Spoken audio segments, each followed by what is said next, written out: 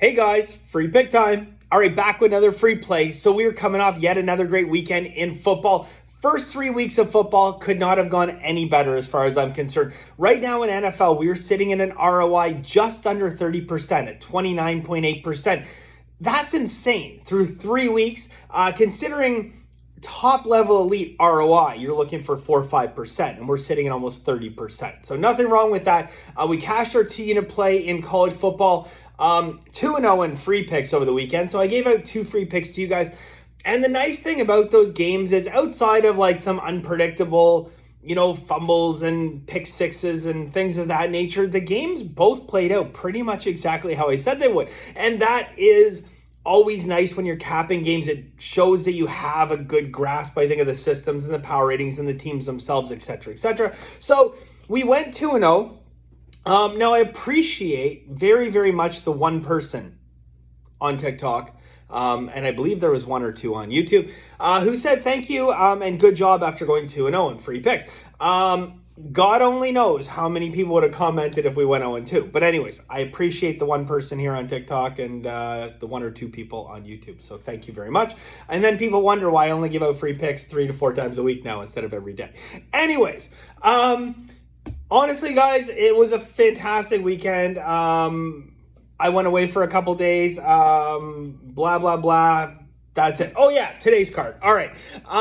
So today, guys, nothing but baseball, needless to say. But we have a busy day overall. Look, there is some ballparks where there is phenomenal hitting conditions today. And then there's some ballparks where there is atrocious hitting conditions today. And I love days like that because that creates value for us, all right? And if hitting conditions are right, and pitching matchups are right, etc., then you can find some really good value, and we certainly have. We actually have a fairly high volume plays. Considering we only have Major League Baseball today, there's enough value out there that we do have a lot of plays. I'm going to break one of them down for you guys, but if you're interested in joining, benderwins.com, guys. It's $99 a month, and it gets you my full card every single day, all the masterclass educational videos, and the Bender Wins Guide to Professional Sports Betting. Make sure you're doing things the right way. You want to know how we're doing? Go look anywhere on social media, because at least the masterclass people have been chiming up. So hope to keep it going this week, guys, but we've absolutely been rocking and rolling. This is our free play. So benderwins.com for the full card. We're going to go with Phillies.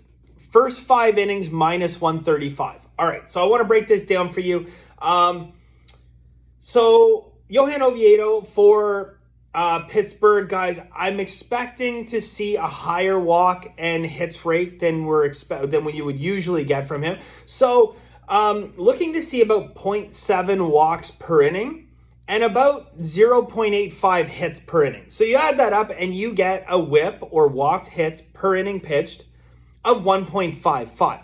Now that's much higher than I believe is 1.35 or 1.36 that he has this season.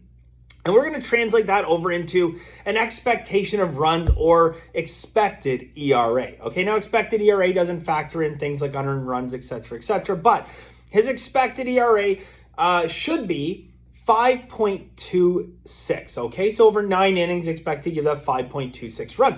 His ERA this season is 4.12. Okay, so it's a difference of about 1.12, which would be, call it 26-27% increase over his normal ERA numbers for this season. Okay, now on the flip side, Ranger Suarez, not too much of a decrease. We see a little bit of a decrease in WHIP at 1.2. Okay, his expected ERA only slightly lower than his season total at 3.78 versus season total where he has an ERA of 3.89 right now. Okay, so the other thing that we want to look at, I mean, that's the first thing that jumps out, guys, is that, we're expecting, base runners in this game.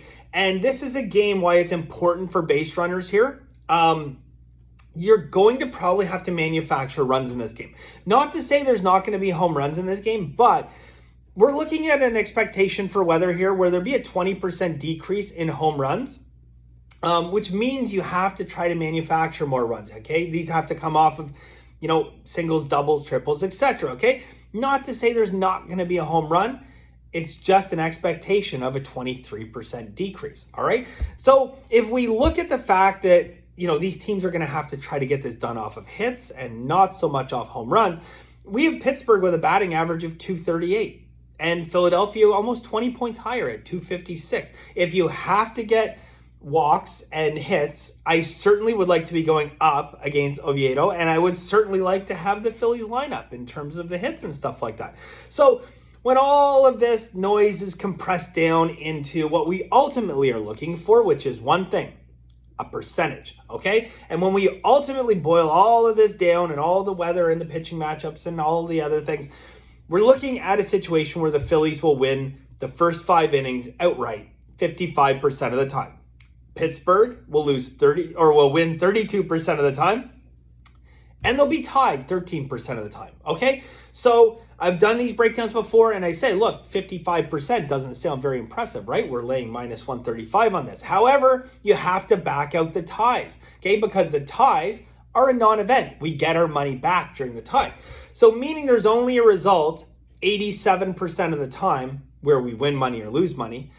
That means if we win the 55% out of the 87% of the time that there is a result, this true line for the first 5 innings should be minus 172, not minus 135. And that, my friends, is value. And that is all we do in sports betting, other than practice bankroll management, right? Identify value, can be challenging as you can see, and practice bankroll management, and the rest takes care of itself. I did a video yesterday, guys. If you haven't seen it, track your results. Please, for the love of God, track your results. There's very few people. I would bet that probably 25% of people actually track their bets. And then of that 25%, probably only another 25% of those people are actually breaking it down by sport, by bet type, etc., etc. Because if you're not doing that, you're costing yourself a lot of money. If you're betting on NFL and you have a positive ROI and you think life's good and you're doing great and you're making money, how are you making that money? Okay, is it coming from totals? Is it coming from sides? Are you killing sides? Are you able to pick which team's going to win the spread like every week? But you're getting crushed on totals and you just think, oh, well, we're doing good because we're doing good. What if you eliminated the totals? What if you found out how you're making mistakes? Maybe you're betting too many unders in dome games and stuff. Like, these are the kinds of things you have to dig deeper into, guys. And it's the people that go back over their games and look at their numbers who are going to be successful in the future. There is not a single day that I am betting where I do not go back over all of my games from the previous day to see where I've made errors, games that maybe I got lucky on, games we got unlucky on, etc., etc. And I try to put them into 4 quadrants, right? Games that cashed, where we were spot on with our value. Games that won where we might not have had value. Games that lost where we had value, and that's okay because that happens. And then games that lost where we didn't have value and, bad pick, right? And we try to learn from those and all the other things. But if you're not tracking everything, you got no shot. I'll tell you that outright, guys. You just don't have a shot because you can never fill holes in your game, right? It's the same reason in sports why they track everything, okay? You have guys saying, hey, look, in baseball, guys are hitting, they're hitting 123 off your curveball, but they're hitting your fastball at 292. Well, like, what's going on here? Let's work on it, right? Is that not what pitching coaches do? It's important, guys. So I'm your pitching coach in sports betting. I'm telling you, track it so you can identify these holes. That is our play.